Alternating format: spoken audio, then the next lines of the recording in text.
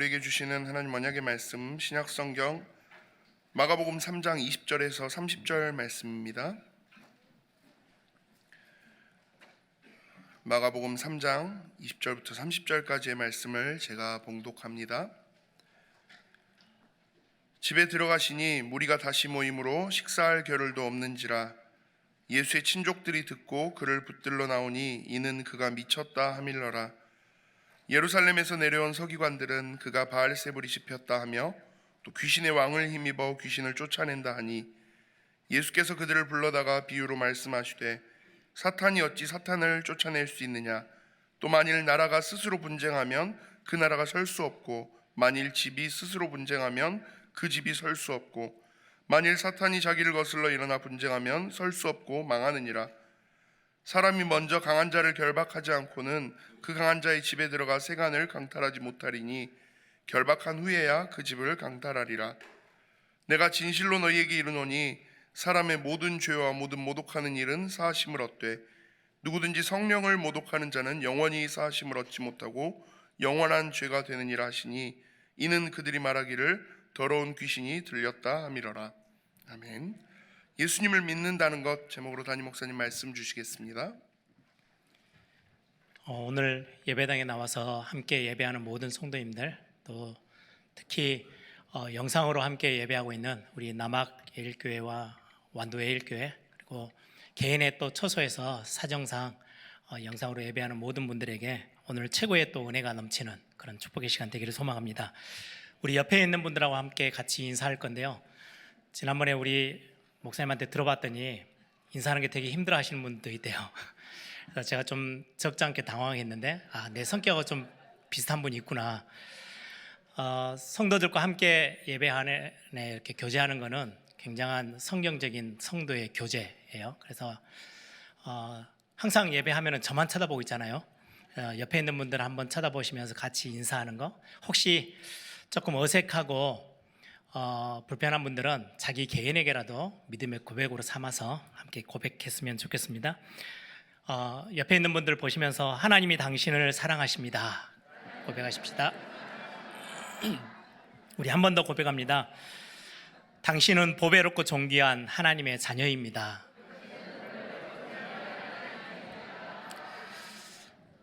저도 이렇게 옆에 사람하고 인사하는 걸 제일 싫어하는 사람 중에 한 사람인데 그럼에도 불구하고 우리 같이 함께 고백하는 건 굉장히 귀한 값진 고백이에요. 우리가 하나님의 자녀 됐다라는 것은 하나님이 우리와 함께 거하신다는 말씀이고요. 하나님이 내 안에 성령으로 들어와 계신다는 말씀이에요. 그래서 여러분들이 하나님의 자녀, 존귀하고 보배로운 존재, 오늘 또 말씀을 통해서 확인하고 또 누리는 그런 축복된 시간 되기를 소망합니다. 우리 아까 장로님도 기도하셨지만 이번 주가 지나고 나면 이제 추석 연휴가 또 다가오게 되죠. 오늘 마가복음 본문의 말씀이 또 우리의 삶에서 실제 부딪히는, 또 우리 주변에 있는 많은 가족들, 친지들이 실제로 삶에서 이렇게 답이 없이 방황하고 또 헤매고 있는 그 부분에 대한 정확한 답을 우리에게 주시고 있는 본문이 오늘 본문입니다. 마가복음 1장 1절의 말씀을 보시면 하나님의 아들 예수 그리스도의 복음의 시작이라고 돼 있어요.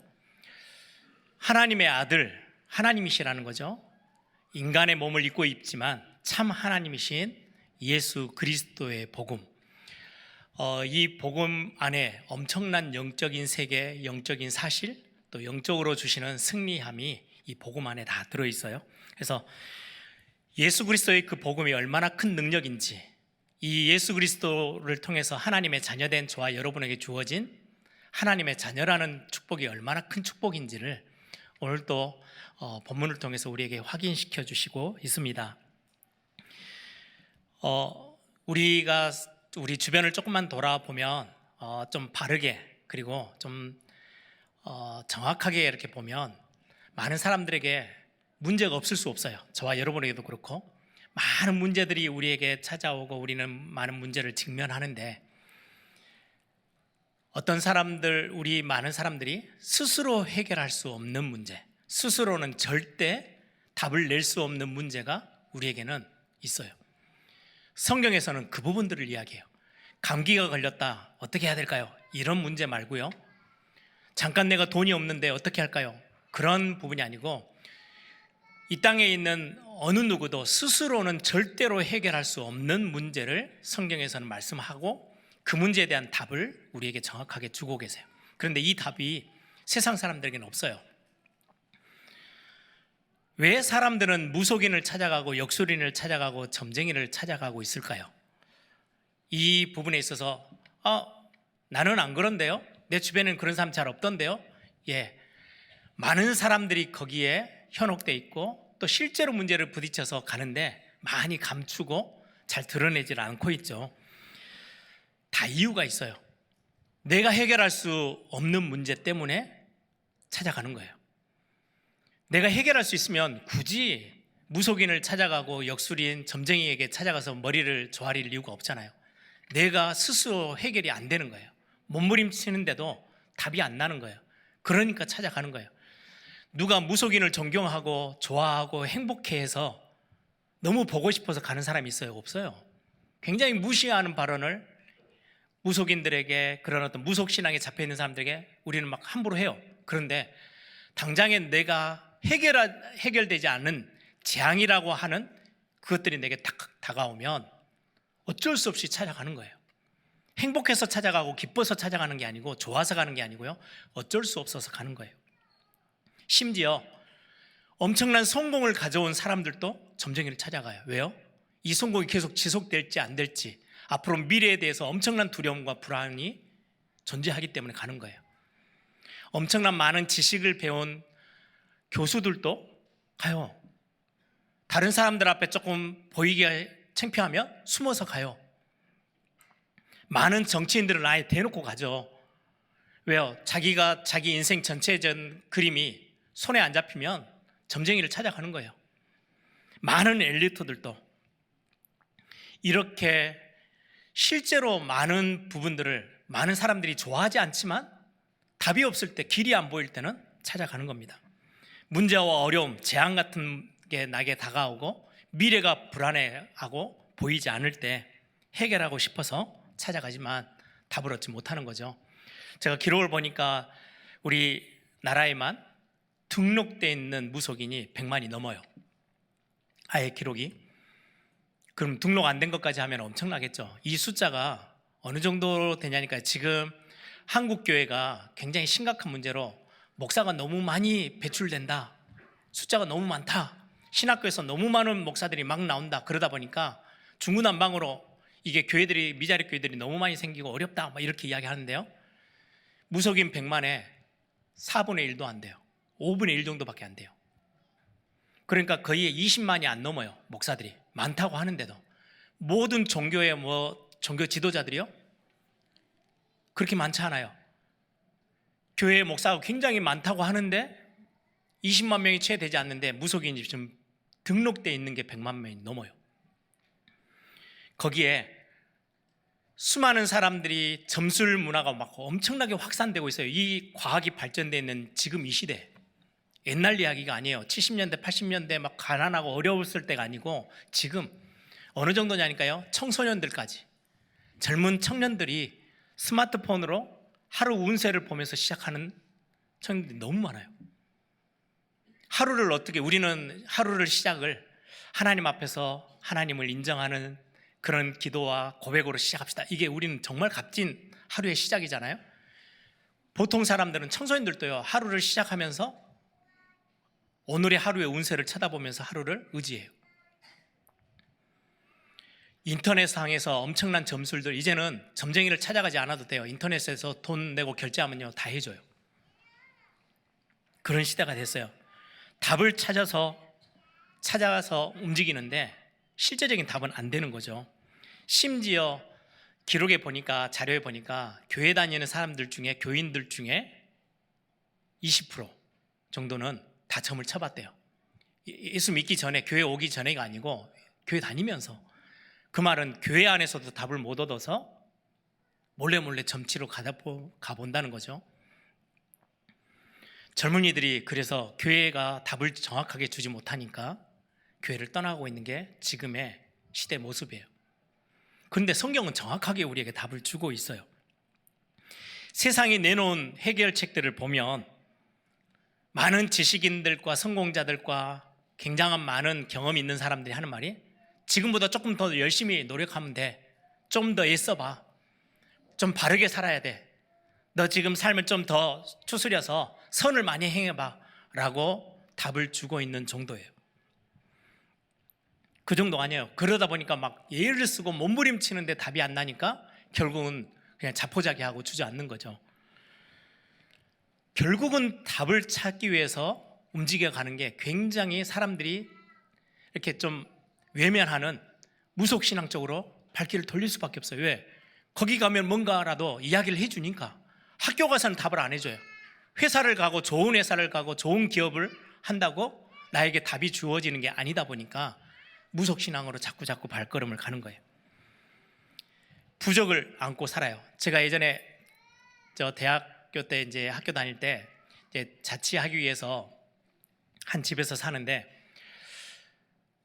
한 번은 4명이서 같이 이제 신학생들이죠. 4명이서 이제 저 큰 집이 하나 있는데 거기서 방을 하나 이제 얻어서 같이 자취하고 사는데요. 거의 한 달 가까이를 내가 자다가 막 좀 이상한 꿈, 악몽 같은 거 꾸고 벌떡 일어나요. 그러다가 기도하고 또 누워요. 그럼 또 옆에 있는 애들이 벌떡 또 일어나요. 한 달을 서로 잠을 못 자는 거예요. 나중에 보니까 그 안주인 주인집이 마당에다가 완전히 우상단지를 딱 모셔놓고요. 매일같이 섬기는 거예요. 귀신 섬기는 집이에요. 그러니까 그거 알고 우리가 모일 때마다 흑암 꺾는 기도하고요. 잠들었어요. 그 돈 많이 버는데 뭐 하려고 그 우상단지 아침 저녁으로 물 떠다 놓고 기도하고 자기들이 막 비는 거예요. 한 번은 제가 이제 혼자 사는 조그만한 방을 얻어서 이제 가는데 계속 잠을 설쳤어요. 왜 그러지? 그러고 나서는 그런 경험이 있으니까 방을 다 둘러보니까 저 구석에 안 보이는 쪽에 부적을 몇 장 붙여놨더라고요. 귀신을 섬기던 터가 되다 보니까 이게 내가 누군지도 모르고 와서 이제 자꾸 이렇게 속이고 건드려 보는 거예요. 그때 그거 딱 알고는 바로 흑암 세력 그리스도 이름을 딱 꺾고는 그때부터는 아주 편안하게. 그 말은 수많은 사람들이 집에다도 부적을 붙여놓고 몸에다도 담고 다니고 어떻게든지 그 애군을 피하고 재앙을 피해보려고 몸부림치는 거예요. 답이 되지도 않는데 구슬을 해요. 푸닥거리를 해요. 귀신 달래주는 거죠. 제발 나 좀 건드리지 마. 내가 좀 더 많은 것 줄게. 그래가지고 구슬 몇십만 원짜리 해요. 해결되는 것처럼 보여요. 무당 이것만 하면 된대요. 그러고 나면 더 큰 문제가 와요. 그럼 이제 더 많은 돈을 들여서 구슬해야 돼요. 더 큰 구슬을 해야 돼요. 그래가지고 모든 인생을 다 망가뜨려요. 성경은 분명하게 말하고 있어요. 요한복음 8장 44절 거짓의 압이라고. 처음부터 거짓말하는 자래요. 이 영적 세계를 모르면 자꾸 끌려다니고 속아요. 그 정도가 아니고 굉장히 잘 배운 사람들이, 대단한 사람들이, 예전엔 지금 이제 자동차가 굉장히 흔한 그냥 생필품이잖아요. 예전엔 그렇지 않았거든요. 자동차 하나 사다 놓고요. 진짜로 길거리 가다 보면 정말 재밌는 현상이에요. 돼지머리 앞에 딱 해놓고는 거기에서 저래요. 고사 지내는 거예요. 이 차 타고 다니면서 사고 안 나게 해달라고. 그런 똑같은 의미로 영화 한 편 찍어놓고 몇백억, 몇천억 들여서 영화 찍어놓고요. 이 영화 잘 되게 해달라고요? 고사 지내요. 요즘은 돼지머리 감고 이렇게 하는 게 좀 창피한지 인터넷에서 돼지머리 이렇게 칼라 프린터로 뽑아가지고요 붙여놓고 해요. 얼마나 어리석어요. 그런데 그럴 수밖에 없어요. 왜요? 그 부분에 있어서 우리에게 다가오는 내가 스스로 해결할 수 있으면 되는데 해결하지 못하는 문제들이 다가올 때 사람들은 어쩔 수 없이 답을 찾아 헤매는 거예요. 건물을 크게 지어놓고도 고사 지내고요. 사업을 잘 되게 해달라고도 고사 지내기도 하고요. 이제 추석 연휴가 되어지면 막 조상제사 막 다 지내죠. 너무 행복하고 막 부모가 저 조상들이 막 기억이 나서 감사해서 드리는 사람들 없어요. 해코지 안 당하려고 정성껏 드리는 거예요. 문제가 하나 더 와요? 그럼 더 정성을 들여요. 문제 해결의 답이 아닌 거예요. 그게 세상 사람들의 답이에요. 조금 수준이 있다 하는 사람들은요, 무속신앙 그런 거 없어 그러면서요 종교를 선택해요. 고등종교, 조금 수준이 있는 종교들. 그 종교 중에 교회도 하나 있어요. 교회도 가보는 거예요. 우리 대학생들하고 제가 대학 청년 사역할 때 광주에서 차를 몰고 저희 경상도에 대구 근처에 만불사를 갔어요. 이름이 만불사예요. 불상이 10,000개 이상 있다고. 그때 기억으로는 18,000개 한 절에 불상이 엄청나게 많더라고요. 작은 거 진짜 손가락 이거 하나 정도 되는 사이즈부터 엄청나게 큰 것까지 다 있어요. 그래가지고 거기 있는 이제 관계자들하고 대화도 하고 물어보고 하는데요. 조그만 거 불상은 뒤집어 보니까 바닥에 이름이 다 적혀 있어요. 어떤 이름은 2개도 적혀 있고 하나도 적혀 있고, 그거는 작은 건 한 20만 원 한대요. 이름 적는데. 조금 큰 거 뒤집어 보니까요, 그건 한 2천만 원 한대요. 이름 하나 적어 보는데.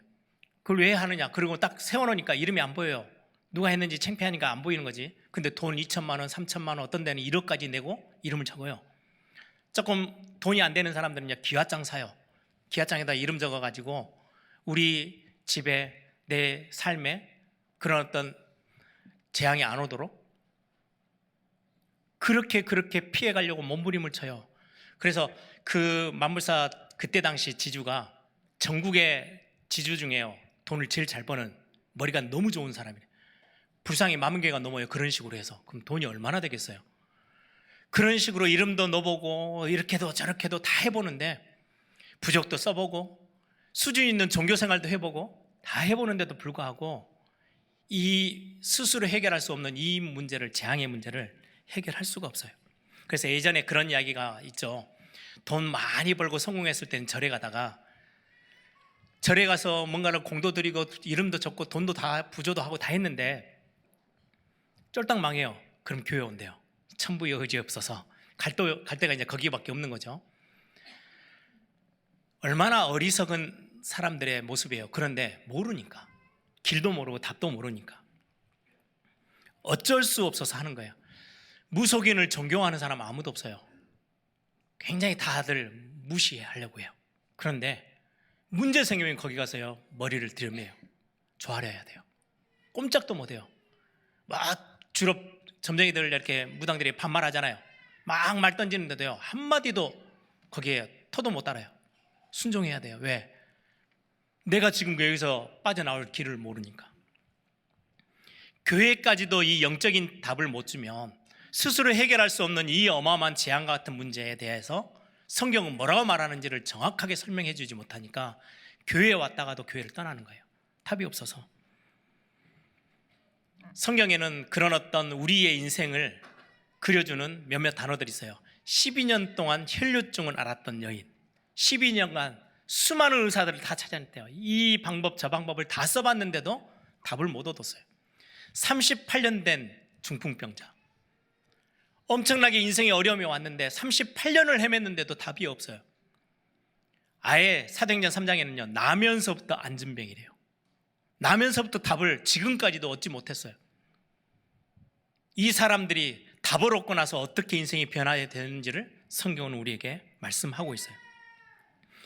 오늘 우리 본문을 보면서 이런 성경에서 말하는 눈에 보여지는 세상 말고, 우리가 손으로 지는 것 말고, 이것보다 어떻게 보면 더 훨씬 사실적이고 더 훨씬 구체적이고 정확한 영적 세계에 대해서, 영적 사실에 대해서 오늘 성경은 예수님을 통해서 우리에게 말씀하고 있어요. 세상 사람들이 영적으로 무지하다, 충분히 이해가 돼요. 성경을 모르니까, 하나님의 말씀을 모르니까. 그런데 교회까지도 영적인 부분에 너무 무지해요.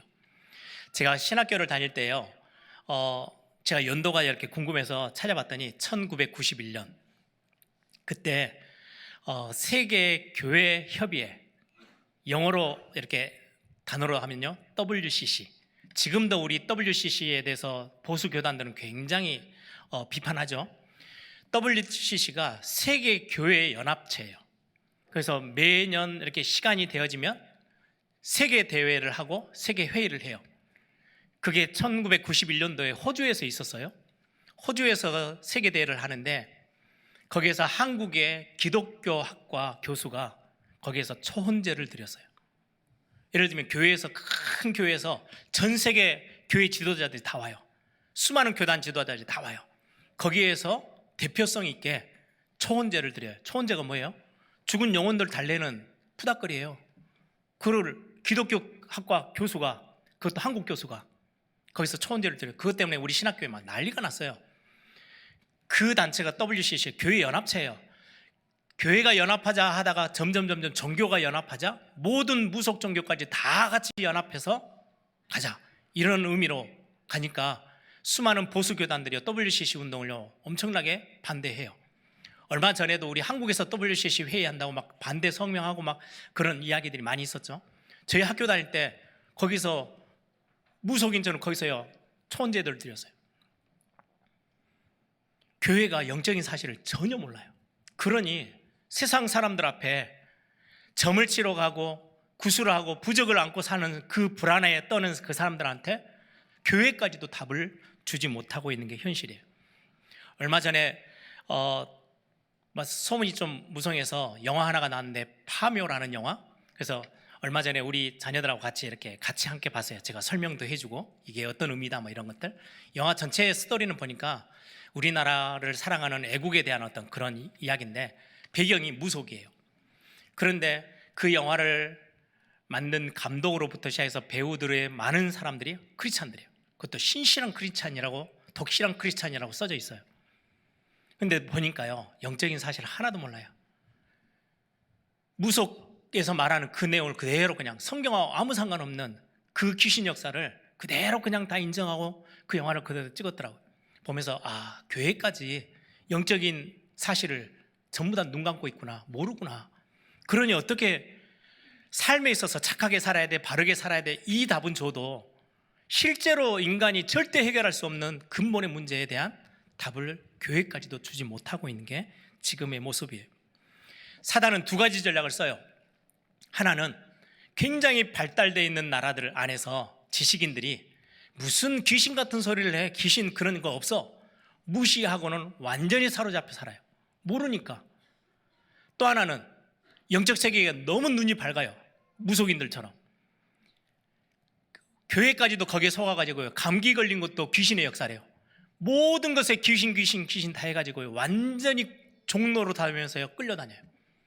두 가지 전략 다 사단이 자기 존재를 완전히 감추든지 완전히 드러내서 완전히 뒤흔들든지 둘 다 똑같은 이야기예요. 그 전략을 가지고 전 세계를 다 손에 쥐었어요. 교회가 무지한 거죠. 오늘 본문을 보시면 3장 20절부터 30절까지 읽었어요.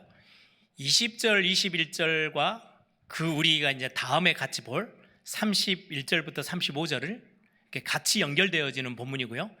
22절부터 오늘 30절까지는 샌드위치처럼 하나의 사건 사이에 끼어들어 있는 또 하나의 사건이에요. 그래서 오늘은 주로 22절부터 30절의 내용들을 같이 살펴볼 건데요. 22절을 보세요.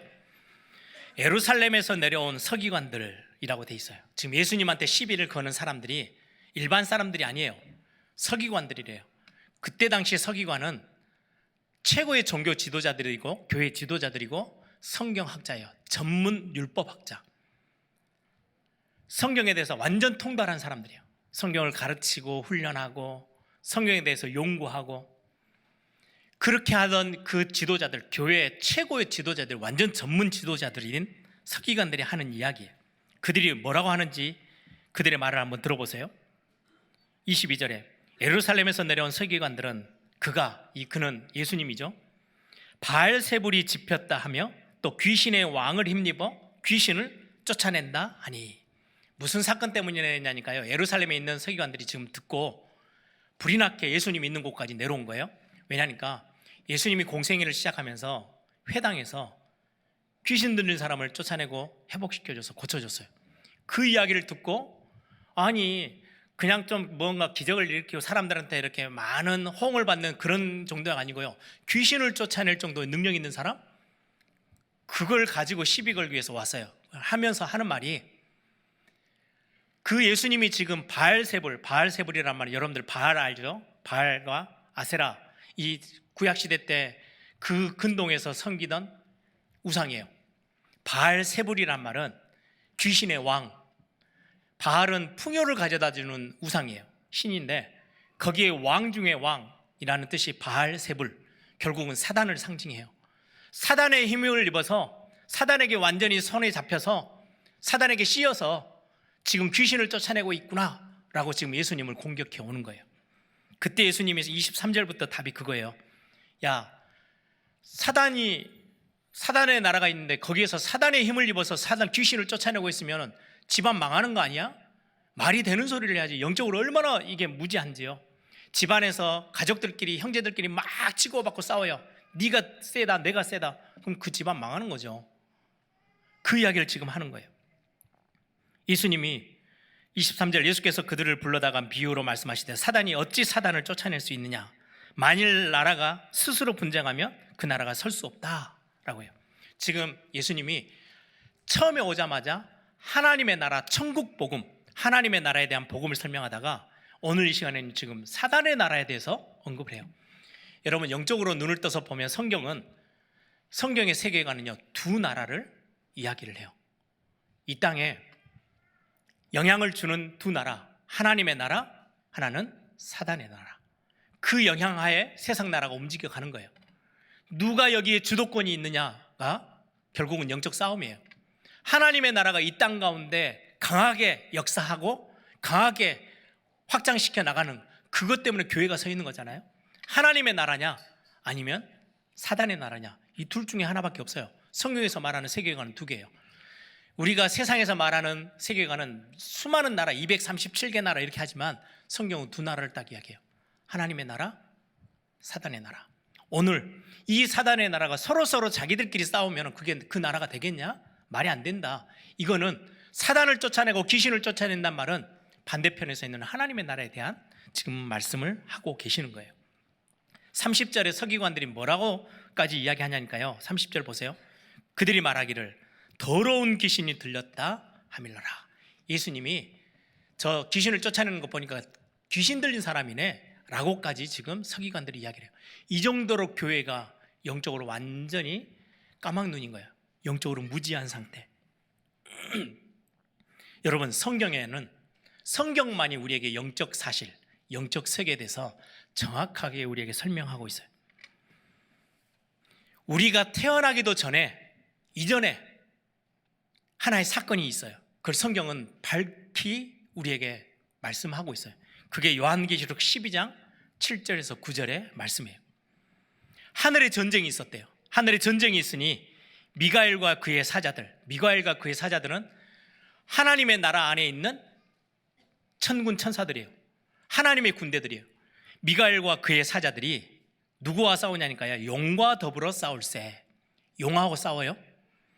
용과 그의 사자들도 싸우나 이기지 못하여 다시 하늘에서 그들이 있을 곳을 얻지 못한지라. 하늘에서 싸움이 붙었는데 우리가 이 땅에 태어나기도 전에 있었던 하나의 사건이에요. 하나님 나라를 대항해서 싸움을 걸어오고 대들었던 용과 그 쫄개들, 그 사단의 나라죠. 이 사단의 나라가 하나님의 나라를 공격해 왔다가 싸움에서 실패해요. 패배하고 어디 하늘에 있을 곳을 못 찾아서 결국 어떻게 했냐? 이기지 못하여 다시 하늘에서 그들이 있을 곳을 얻지 못한지라 큰 용이 내어 쫓기니, 큰 용은 대장이죠. 옛 뱀, 곧 마귀라고도 하고 사탄이라고도 하며 온 천하를 꿰는 자라. 그가 땅으로 내어 쫓기니 그의 사자들도 그와 함께 내쫓기니라. 사단의 나라, 사단과 그 쫄개 귀신들이, 사단 마귀의 귀신들이, 쫄개들이 이 땅으로 내어 쫓겼다라고 하나의 사건을 정확하게 설명해요. 그럼 이 땅에 이 사단의 나라에 그 쫄개들이, 귀신의 세력들이요 가득 장악하고 있다는 거죠.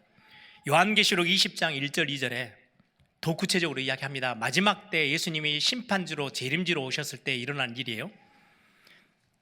또 내가 보매 천사가 무저갱의 열쇠, 지옥의 열쇠와 큰 쇠사슬을 그의 손에 가지고 하늘로부터 내려와서 누구를 잡아요? 용을 잡으니 곧 옛뱀이요 마귀요 사탄이라. 마지막 때에 예수님이 심판주로 오셔서 재림주로 오실 때 천사들이 동원되어져서 이 땅으로 와서 용을 잡고 쇠사슬을 꽁꽁 묶고 결박하고 그 쫄개들, 옛뱀, 마귀, 사단 잡아서 무저갱이 지옥에다 갖다 집어넣는 거예요.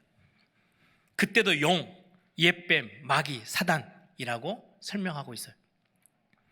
제가 창세기 여러분들 너무나도 잘 아는 본문인데요, 일부러라도 좀 읽어드릴게요. 창세기 3장 1절부터 보시면 창세기 3장에 하나님을 떠난 우리 인간이 하나님을 떠난 사건이 기록되어 있죠. 그런데 여기에 뭐가 나오냐니까 뱀이 나와요. 요한계시록에서 말하는 옛뱀, 과거에 기록되어 있는 그 뱀. 3장 1절에서 창세기 3장 1절에 보니 그런데 뱀은 여호와 하나님이 지으신 들짐승 중에 가장 강교하니라. 뱀이 여자에게 물어 이르되 하나님이 참으로 너희에게 동산 모든 나무의 열매를 먹지 말라 하시더냐. 거짓말이죠. 여자가 뱀에게 말하되 동산 나무의 열매를 우리가 먹을 수 있으나 동산 중앙에 있는 나무의 열매는 하나님의 말씀에 너희는 만지지도 말고 먹지도 말고 만지지도 말라 너희가 죽을까 하노라 하셨느니라. 뱀이 여자에게 이르되 너희가 결코 죽지 아니하리라. 너희가 그것을 먹는 날에는 너희 눈이 밝아져 하나님과 같이 되어 선악을 알게 될 줄 하나님이 아심이라. 처음부터 끝까지 거짓말로 해서 하나님을, 우리 인간들이 하나님을 떠나게 만들었던 그 존재, 뱀, 옛뱀. 희한하죠. 전 세계가 같이 모여가지고 종교 지도자들이, 많은 무속인들이 손을 잡은 게 아니에요. 의논한 것도 아니에요. 전 세계 우상숭배하는 모든 현장에 가보면요, 용, 뱀, 싹 그 형상들이에요. 제가 인도의 이야기를 자주 드리는데요, 인도에 단기 선교를 갔다 왔을 때 사원들이, 인도 사원이, 힌두 사원들이 모여있는 한 동네를 갔어요. 큰 도시인데요, 거기에는 사원이 꽤 많아요. 10몇 개씩 있어요. 그 사원이요, 굉장히 하나 사원이 커요. 사각형으로 돼 있는데 탑처럼 올라가서 한 15층, 14층 이렇게 돼 있어요. 한 면이, 사각 한 면에 1층에 보면 한 방이 한 10개씩 있어요. 조그만한 방들이 쫙 나. 그러면 1층에만 한 40개 정도 방이 있는 거죠. 거기에 인도 사람들이 섬기는 우상이 머리는 코끼리고 몸은 사람 몸뚱이고 원숭이고 막 이런 어떤 형상들이 쫙 있어서 1층, 2층, 3층 쫙 다 올라가요. 올라가면 올라갈수록 방 숫자가 적어지죠. 탑이 좁아지니까 제일 꼭대기에 가면 사방이 다 열려있는 방이 하나 딱 있어요. 제일 높은 신이에요. 하나같이 거기에는 딱 뱀이요, 머리 또아리 딱 틀고 앉아있어요. 모든 사원 다 꼭대기에 뱀이 제일 높아요. 아니, 인도에만 그런 게 아니고요, 모든 세계 다 가보면 뱀이 제일 높아요. 용 그림, 뱀 그림. 성경이 정확하게 그걸 설명해요. 큰 용, 옛뱀, 창세기 3장에 나왔던 그 옛뱀, 마귀라고도 하고 사탄이라고도 하는 존재. 베드로전서 5장 8절 9절에 이 존재가 뭘 하느냐, 세상을 완전히 지고 흔들어요. 세상 신, 세상 임금으로 자기가 주인인 것처럼 이 땅으로 내어 쫓겨와서 군림하는 거예요. 자기가 하나님처럼. 그러면서 하고 있는 일, 베드로전서 5장 8절 9절 근신하라 깨어라 너희 대적마귀가 우는 사자같이 두루다니며 삼킬 자를 찾나니. 불신자는 이미 다 삼켜 먹었어요. 자기 종이야. 그런데 믿는 자들의, 지금 교회에게 하시는 말씀이잖아요, 하나님의 자녀까지도 거짓말로 속이고 흔들어서 삼켜 먹으려고 으르렁대고 있다라고 표현해요. 여러분들, 철로역정이라는 성경 다음으로 제2의 성경이라고 알려져 있는 굉장히 중요한 책이죠. 그 책의 내용에 보면 천성을 향해서 가는 하나님의 사람이 천성길을 가요. 여러 문제를 만났는데도 다 넘어서요. 어느 한편에 다 거의 이제 마지막 편에 가는데요, 길이 좁은 길이 하나 있어요. 그런데 양옆에 으르렁거리는 사자들이요, 전부 다 달라들어요. 막 거의 오늘 본문에 있는 것처럼 우는 사자같이 막 으르렁거리면서 잡아먹으려고 발톱 세우고 겁이 나서 못 지나가는 거예요. 그때 옆에 있던 하나님의 사람이 이야기를 해주는 거예요. 사자들의 발을 잘 쳐다봐. 다 쇠사슬에 매여 있어요. 더 이상의 거리는 못 와요. 그 좁은 길 가운데로만 다 안 흔들리고 가면 사자다가 건드릴 수가 없어. 그냥 목소리만 큰 거지, 울음소리만 큰 거지, 막 잡아먹으려고 하는 거지. 그것에 흔들려가지고 좌로나 우로나 치우쳐버리면 잡혀 먹는 거예요. 그 길을 알고요, 다 그 좁은 길을 한복판으로 쫙 걸어가는 그 모습이 기록되어 있어요. 오늘 성경이 그렇게 우리에게 말하는 거예요. 이 세상 신, 세상 임금이라고 말하는 사단, 마귀, 귀신들이 믿는 자들까지도 삼켜 먹으려고 속여 들어온대요. 에베소서 2장 2절에 보니까 그때의 너희는 그 가운데 행하여 세상 풍조를, 우리가 예수 믿기 전에 세상 풍조를 따르고 공중의 권세 잡은 자를 따랐으니 곧 지금 불순종의 아들들 가운데 역사하는 영, 공중의 권세 잡은 자, 이 땅에 모든 권세를 다 치고 자기가 주인인 양, 세상 신, 세상 임금인 양 군림하고 있는 그들. 요한복음 8장 44절에 그들의 존재를 들춰내고 있어요. 너희는 너희 아비 마귀에게서 났으니 너희 아비의 욕심대로 너희도 행하고자 하느니라. 그는 처음부터 살인하는 자요, 죽이는 자요, 살리질 않아요. 푸닥거리하고 굿하고 뭔가 부적을 많이 쓰고 다니면 살아나느냐? 절대로요. 살인하는 자요, 진리가 그 속에 없으므로 진리에 서지 못하고 거짓을 말할 때마다 자기 것으로 말하나니 이는 그가 거짓말장이요 거짓의 아비가 되었음이니라. 사단 마귀 귀신이 거짓의 아비고 거짓말쟁이래요.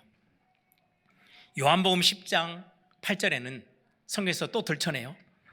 나보다 먼저 온 자, 예수님이 지금 공생에 오신 사역을 두고 나보다 먼저 와서 세상 신인 것처럼, 세상의 주인인 것처럼 막 으르렁대고 있는 그들이, 나보다 먼저 온 자는 다 절도요 강도니. 절도나 강도는 사람을 살리는 게 아니에요. 빼앗고 죽이는 거예요. 그래서 요한복음 10장 10절에 도둑이 오는 것은 도둑질하고 죽이고 멸망시키는 것뿐이요 예수님이 온 것은 양으로 생명을 얻게 하고 더 풍성히 얻게 하려 함이라 라고 말씀하고 있어요. 고린도후서 11장 14절에는 사탄도 자기를 광명의 천사처럼 변장해가지고 사람들에게 자꾸 다가간대요. 복 줄 것처럼. 수많은 종교가 다 그거예요. 야, 너가 열심히 하면 내가 복 줄게. 더 공들이고 더 많이 이렇게 정성껏 뭘 하면, 섬기면 내가 복을 줄게. 복 줄 것처럼 와서 죽이고 멸망시키는 것뿐이라고 성경은 말을 해요. 그래서요, 구슬 한번 하기 시작하면요 절대 그 돈으로 못 끝나요. 더 많이 뺏겨야 돼요. 부적도 처음에는 싼 거예요. 더 많이 큰 돈을 주고 사야만 된다고 이야기해요. 처음부터 끝까지 다 거짓말이에요. 다 속이는 거예요. 결국은 죽이고 멸망시키는 것뿐이라고 성경은 이들의 존재를 들춰내요. 그러면 우리가 이거를 어떻게 해결해요? 싸울 수가 없어요. 왜요? 육신을 가진 우리가 영적 존재들을 어떻게 싸워 이깁니까? 영적 세계를 우리가 휘집지를 못하거든요. 이길 수가 없어요.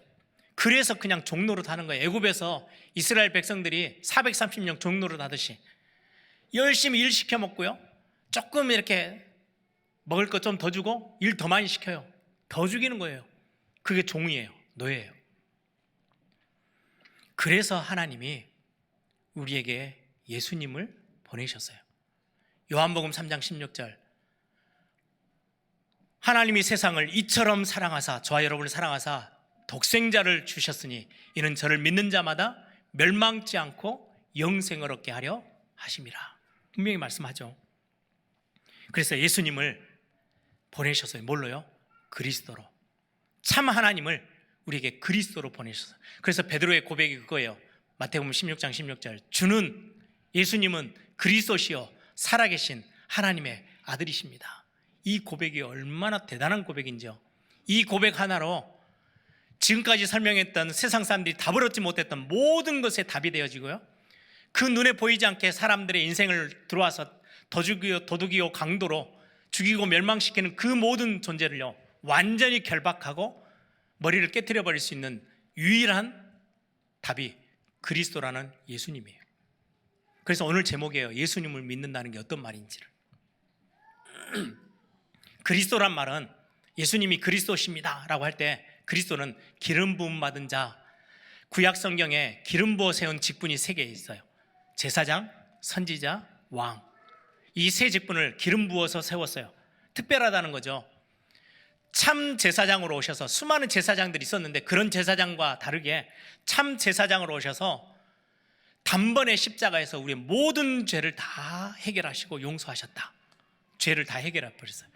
그 일을 행하신 분을 그리스도라고 해요. 제사장 되신 그리스도. 하나님을 창세기 3장에서 떠나서요 더 이상 하나님께요 눈에 보이지도 않는 하나님을 찾아갈 수가 없어요. 길을 몰라요. 그래서 선지자 되신 그리스도가 오셔서 하나님께 나아갈 수 있는 길을 열으셨어요. 내가 곧 길이요 진리요 생명이니 나로 말미암자고는 아버지께, 아버지 하나님께 올 자가 없다. 나를 통해서만 하나님을 만날 수 있고 하나님께 갈 수 있어. 그리고는 우리의 방해거리가 되어지는 세상의 공중권세를 가지고 있는 이 존재를 완전히 박살내는 그 이름이 왕 대신 그리스도예요. 하나님 나라의 왕이 오셔서 사단의 나라를 완전히 박살내는 거예요. 하나님의 아들이 이 땅에 오신 것은 마귀의 일을 멸하러 하심이니라. 흑암의 세력을 꺾을 뿐더러 이곳을 하나님의 나라로 바꾸셔서 우리를 통치하시고 우리를 인도하시고 우리를 다스려 주시는 거예요. 이젠 더 이상 귀신에게 끌려다니지 않도록 하나님이 우리의 삶을 통치하시는 거예요. 이 예수님을 믿는다라는 걸 보고 영접한다라고 해요. 영접은 어떤 부적 같은 게 아니에요. 공식이 아니고요. 예수님을 믿는 거, 그리고 그 예수님이 그리스도로 내가 그분이 나를 위해서 그리스도로 와주셨구나. 그분을 믿는 순간 우리는 하나님의 자녀가 되어져. 그걸 보고 영접이라고 해요. 요한복음 1장 12절에 영접하는 자 곧 그 이름을 믿는 자들에게 하나님의 자녀가 되는 권세를 주셨다. 왜 내 안에 들어오십니까? 요한계시록 3장 12절에 볼지어다 내가 문 밖에 서서 마음의 문 밖에 서서 두드리노니 누구든지 내 음성을 듣고 문을 열면 내가 너에게로 들어가 너와 더불어 먹고 너는 나와 더불어 먹으리라. 왜 내 안에 들어오시고, 영접이라는 단어가 안으로 모셔드리는 거잖아요. 왜 이런 의미로 단어들을 쓰셨을까? 구원은, 내가 예수님을 믿는 거는 내가 의지적으로 하나님을 붙잡는 게 아니에요. 구원을 붙잡는 게 아니에요. 어느 날 힘 빠지면 나와버려야 돼요. 우린 놓치게 돼 있어요. 하나님을 우리가 붙잡는 게 아니고요, 하나님이 내 안에 들어오셔서 내 인생을 붙잡는 거예요. 그걸 보고 구원이라고 그래요. 그 손에서 어느 누구도 빼앗을 수 없어요. 내가 하나님을, 구원을 붙잡으면 어느 날 내가 연약할 때 놓아버리잖아요. 놓치잖아요. 하나님 그렇게 안 하시겠대요. 내 안에 들어오셔서 나를 붙잡으시겠대요. 전능자 하나님의 손으로 나를 붙잡고 끝까지 인도하시겠다고 말씀하셔요. 그걸 보고 구원이라고 해요. 그래서 오늘 본문에 나오죠. 27절, 사람이 먼저 강한 자를 결박하지 않고는 그 강한 자의 집에 들어가 세간을 강탈하지 못하리니 결박한 후에야 그 집을 강탈하리라. 이 세상에 눈에 보이지 않는 사단의 나라, 마귀, 사단, 이 존재들이요, 강한 자로 다 굴림해서 이 세상을 차지하는 것처럼 보여요. 그럼 더 강한 자가 와야만 그 강한 자의 손에, 마귀, 사단의 손에 잡혀있는 것들을 빼앗아 낼 수 있어요. 더 강한 자가 누구예요? 우리 인간에게는 아무도 없어요. 그리스도 예수가 오셔서 사단의 모든 힘을 다 빼앗아버리고 결박하시고 부숴버렸어요. 성경이 이렇게 말씀합니다. 요한일서 4장 4절에 자녀들아, 너희는 하나님께 속하였고 또 그들을 이기었나니, 사단, 이 세상의 강한 자 이기었나니 이는 너희 안에 계시니가 세상에 있는 자보다 크심이라. 예수님이 훨씬 크시대요. 그분이 내 안에 들어오셨어요. 그래서 더 이상 이제는 사단의, 세상의 그 흑암의 존재들에게 우리가 끌려다닐 이유 없을 만큼 그 손아귀에서 완전히 우리를 건지셨대요. 신명기 28장 7절에요. 여호와께서 너를 대적하기 위하여 일어난 적군들을 내 앞에서 패하게 하시리니 그들이 한 길로 너를 치러 들어왔다가 내 앞에서 7길로 도망가리라. 이게 무슨 말이에요? 다 한 길로 몰래 들어와가지고요, 그 집을 다 장악하는 것처럼 보였는데 더 강한 존재가 나타나니까요, 혼비백산에서 도망가는 모습이에요. 7길로 도망가요. 어디로 갈지 몰라서 막 정신없이. 예전에 저희 집에 고양이를 한 마리 키웠는데 동생들은 고양이를 되게 좋아했어요. 막 이렇게 하는데 귀엽다고. 저나 특히 형님은 집에 이렇게 짐승이 이렇게 고양이가 들어오는 걸 되게 싫어해가지고 좀 이렇게 밀어내고 막 뭐라 하고 막 그러거든요. 밖에서 형님이 이렇게 발자국 소리가 들리잖아요. 그때 당시 집은 다 장판이 깔려 있는데 미끄러워요. 발톱에. 천천히 걸어가면 괜찮은데 갑자기 몸을 어디로 숨겨야 되는지 고양이가 막 사방으로 막 하는데요, 미끌미끌 해가지고 막 정신은 없어요. 그러다가 형이 문을 딱 열고 들어오는 순간 아무데나 그냥 가서 숨어요. 그리고는 몇 시간이도 안 나와요. 자기 싫어하는 사람이 한 사람 온 거죠. 그걸 보면서요, 야, 이 말씀이 딱 적용되더라고요. 한 길로 왔다가 7길로 도망간단 말이 무슨 말인지. 예수님이 우리의 삶에, 우리의 가정 가운데 들어오시면 흑암 세력은요 견디지를 못하는 거예요. 어디로 도망가야 되고 어디로 튀어야 될지 모를 만큼 막 혼비백산에서 도망가는 모습. 우리의 적군들을 하나님이 그렇게 우리에게 만드시겠대요. 마지막 말씀입니다. 좀 길어지지만 오늘 본문의 28절부터 30절은 좀 해석이 필요한 본문이어서, 내가 진실로 너에게 이르노니 사람의 모든 죄와 모든 모독하는 일은 사함을 얻되, 모든 죄와 사람들을 무시하고 했던 그런 우리의 연약함들 다 용서받을 수 있대요. 그런데 용서받지 못할 하나의 죄, 29절, 누구든지 성령을 모독하는 자는 영원히 사함을 얻지 못하고 영원한 죄가 되느니라. 이게 무슨 말이에요? 나 예수 믿기 전에 예수 믿는 사람들 욕하고 하나님이 어디 있어 하고 욕하고 막 그렇게 했는데 그건 용서 못 받는 거예요? 옛날에 그런 사람 있잖아요. 예수 믿으라고 복음 전했더니 내 주먹이나 믿으라. 이런 사람들 그럼 영원히 성령 하나님을 모독했기 때문에, 하나님 모독했으니까 구원 못 받고 용서 못 받는 죄예요? 아니요, 그런 이야기가 아니에요. 30절이 열쇠예요. 이는, 이 용서받지 못한 죄가 있는데 이는 그들이 말하기를 예수님 보고 더러운 귀신이 들렸다 하밀러라. 예수님을 전혀 믿지를 않아요. 저분이 무슨 그리스도, 귀신 들려서 그런 거지. 이 죄를 보고 용서받지 못하는 죄래요. 왜요? 예수님을 믿지 않으니까 예수님을 영접할 이유도 없고 하나님을 인정하지도 않아요. 성령의 역사, 예수님이 행했던 모든 기적의 역사 다 귀신 들린 거예요. 예수님을 받아들이질 않아요. 그러면 우리의 죄 용서받을 수가 없어요. 하나님의 은혜 덧입을 수가 없어요. 하나님을 영원히 만나지 못해요. 그리스도를 부인하면, 그리스도를 외면하면. 그런데 누구든지 예수님을 그리스도로 고백하는 그 순간에 모든 죄에서, 모든 곳에서 연약함에서 치유되어지고 회복되어지고 사함을 받는다고 성경은 말씀하고 있어요. 우리의 중심이 어디에 있어야 되는지를 오늘 또 말씀하는 거죠. 말씀을 정리합니다. 여러분들은 예수님을 그리스도로 고백하고 그분이 나의 구원자 되심을 믿은 분들이에요. 그래서 하나님의 자녀가 됐어요. 그러면 딱 하나만 하면 돼요. 흔들리지 마세요. 거짓말에 속지 마세요. 성경 말씀만 믿으시면 돼요. 그래서 여러분들의 삶의 현장에서 가장 멋진 하나님의 자녀로, 하나님이 주신 하나님의 자녀의 최고의 축복들을 누리는 그런 멋진 우리 하나님의 자녀들 되기를 소망합니다.